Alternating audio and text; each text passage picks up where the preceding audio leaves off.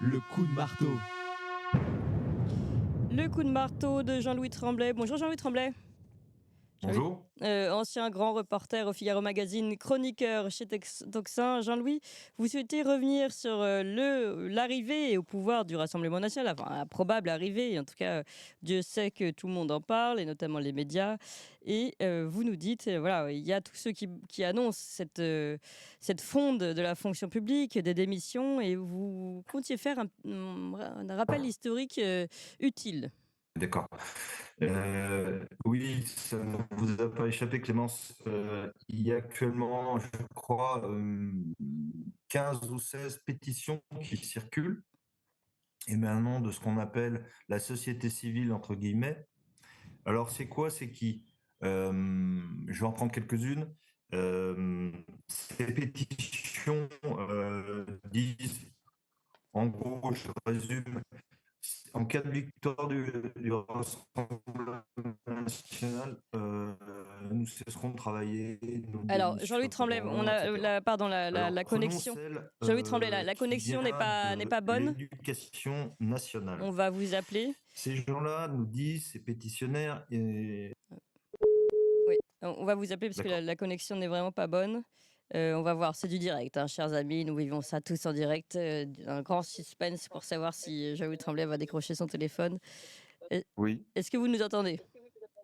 oui, je vous entends, Clémence. D'accord, bon, et nous, on vous entend mieux. Donc, je vous écoute. On va recommencer cette chronique depuis le début. Oui, ça ne vous a pas échappé. Il y a actuellement tout un tas de pétitions qui circulent, émanant de ce qu'on appelle la société civile, entre guillemets, et qui appellent à protester, manifester, démissionner en cas de victoire du Rassemblement national. Oui. Alors, on va en prendre quelques-unes. On va voir en quoi ça consiste exactement. Je vais prendre celle des fonctionnaires de l'éducation nationale. Alors, chef d'établissement, enseignants, pédagogues, etc. Alors, pour une fois, ces gens-là ne sont pas en grève, puisqu'ils signent, donc ils travaillent, hein, ils signent des pétitions. Alors, que disent-ils? Ils disent, nous n'obéirons pas en cas de victoire du Rassemblement national. Ça, c'est beau, c'est une belle posture. Alors, première chose, qui les paye, ces gens-là? Bah, C'est l'État, l'État. ouais. Et l'État, c'est qui? C'est vous, c'est moi. Bon, bref, c'est le contribuable. Donc, il y a un contribuable sur trois qui contribue à les payer, à les faire vivre mensuellement. Alors, ce que je propose, plutôt que de signer une pétition, ce qui serait plus efficace, c'est qu'ils amputent de leur propre chef, puisque c'est un geste républicain, qu'ils amputent leur traitement, c'est le salaire d'un tiers. Ça, c'est la première chose. Deuxièmement, qui sont-ils et que représentent-ils? Alors, les fonctionnaires qui signent sont 700. Or, les effectifs de l'éducation nationale, c'est entre 1 100 000 et 1 200 000. Ouais, ça varie parce qu'il y a beaucoup d'arrêts de travail. Donc, on va dire que c'est 700 sur 1 100 000, c'est-à-dire 0,06% des fonctionnaires de l'éducation nationale. Autrement dit, c'est rien du tout. Ces gens-là sont à l'espèce humaine ce que la paramécie est à l'espèce animale, c'est-à-dire un être protozoaire qui vit en eau douce et qu'on ne voit pas. Tout le monde s'en fout, en fait. Oui. Voilà. Euh, Idem pour les diplomates, parce que quelques jours plus tard, je lis une tribune dans Le Monde. Le Monde, c'est un peu devenu le journal officiel, le JO de toute la gauche. Hein, dès qu'on veut dire, voilà, écoutez, j'aime pas Jordan Bardella, bah, je suis dans Le Monde et puis je dis j'aime pas Jordan Bardella. Bon, voilà. Alors là, nous avons 170 diplomates et anciens diplomates, nous dit-on, qui disent attention, nous ne nous résoudrons pas à une victoire du RN qui affaiblirait la France et l'Europe, surtout dans la situation de guerre que nous vivons. Alors là encore, qui représente-t-il et que représente-t-il? 170, j'ai regardé les effectifs du corps diplomatique, c'est 14 624 agents. Donc 170, c'est 1,2%. Et Oui. encore, en comptant les retraités, puisque, comme je dis, il y a des ex-diplomates. Donc ça, c'est rien du tout.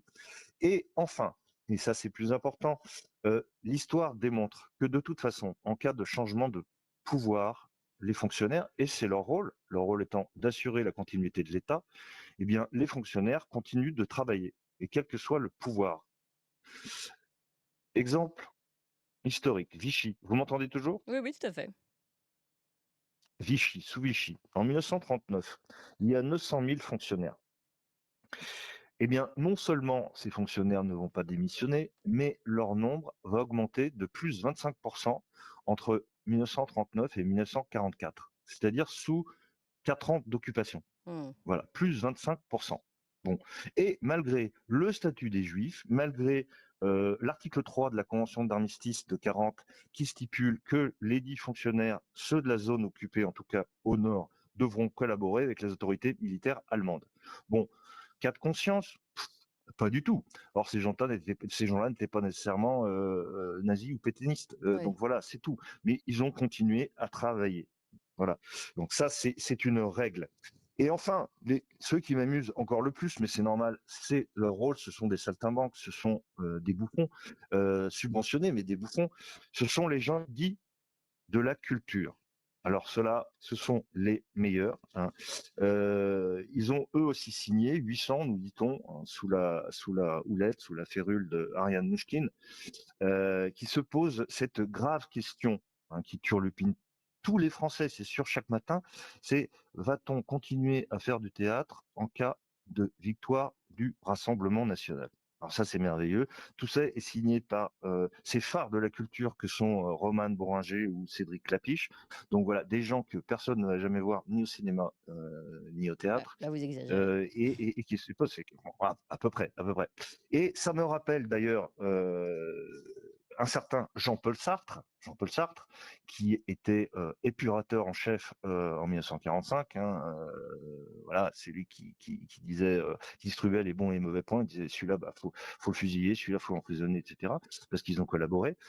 Et ce bon Jean-Paul Sartre, lui, a fait jouer sa pièce Les Mouches en 1943, à Oui, l'été 1943, oui. à Paris, occupé par les Allemands. Et Céline lui a d'ailleurs rappelé en 1945, puisqu'il a fait un texte anti-Céline, portrait d'un antisémite. Céline lui a répliqué dans un texte magnifique qui s'appelle À l'agité du bocal. L'agité du bocal, c'est évidemment Jean-Paul Sartre.